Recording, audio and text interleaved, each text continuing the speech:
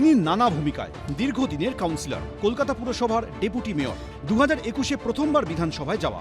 এবারও কাশীপুর বেলগাছিয়া কেন্দ্র থেকে তার উপরে ভরসা রেখেছে দল।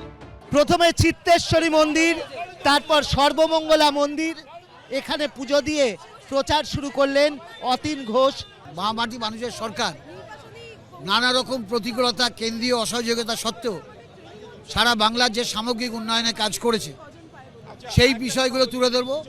আর দ্বিতীয়ত, গত 5 বছর এই বিধানসভা কেন্দ্রে রাজ্য সরকার, পুরসভা, বিধায়ক প্রকল্প, সাংসদ প্রকল্প নিয়ে আমরা যে কাজ করেছি তার ওয়ার্ড ওয়াইজ আমরা পুস্তিকা প্রকাশ করছি।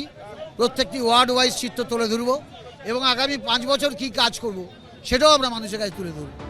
খুব অল্প বয়সেই কাউন্সিলর, সাধ্যমতো সবার কাজ করে দেওয়ার চেষ্টা করতেন। তাই অল্প দিনেই হয়ে ওঠেন এলাকাবাসীর প্রিয় পাত্র। হুড খোলা গাড়িতে স্ত্রী ও মেয়েকে নিয়ে একেবারে বর্ণাঢ্য প্রচার। দীর্ঘ 38 বছর ধরে দেখছি একই জিনিস। অতীনদা 200% জিতছে।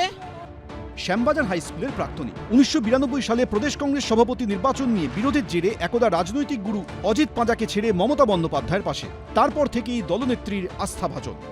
এবার তার প্রতিপক্ষ বিজেপির রিতেশ তিওয়ারি, বামেদের রাজেন্দর গুপ্তা। নির্বাচনে লড়াই করছি, প্রার্থী যেই হোক জয়ের নিশ্চিত ভাবনা নিয়ে লড়াই করছি, প্রার্থী যেই হোক সেটা নিয়ে ভাবছি না। এই কাশীপুর বেলগাছিয়া কেন্দ্রের মধ্যেই পড়ে আরজিকর মেডিকেল কলেজ ও হাসপাতাল। তার রোগী কল্যাণ সমিতির সদস্য অতীন ঘোষ। 2024-এ ডিউটিরত অবস্থায় চিকিৎসককে ধর্ষণ খুনের ঘটনায় আলোড়ন পড়ে যায়। এর মধ্যেই লিফট বিপর্যয়ে মৃত্যু। অভয়ের ঘটনা মর্মান্তিক, সত্যি দুর্ভাগ্যজনক। স্থানীয় প্রশাসনের চূড়ান্ত ব্যর্থতা, এই সম্বন্ধে কোনো সন্দেহ নেই। অভয়ের ঘটনার কোনো প্রভাব পড়বে না এই কারণে মনে করি। অভয়ের ঘটনা মর্মান্তিক, সত্যি দুর্ভাগ্যজনক। রাজ্য সরকার দ্রুত ব্যবস্থা নিয়েছিল, কিন্তু পুরো বিষয়টি এখন সিবিআইয়ের হাতে। এবার কি হবে? কাশীপুর বেলগাছিয়া থাকবে অতীন ঘোষের হাতেই, নাকি ভোটের ফলে থাকবে অন্য চমক? উত্তর মিলবে 4 মে। অর্ণব মুখোপাধ্যায়, এবিপি আনন্দ, কলকাতা।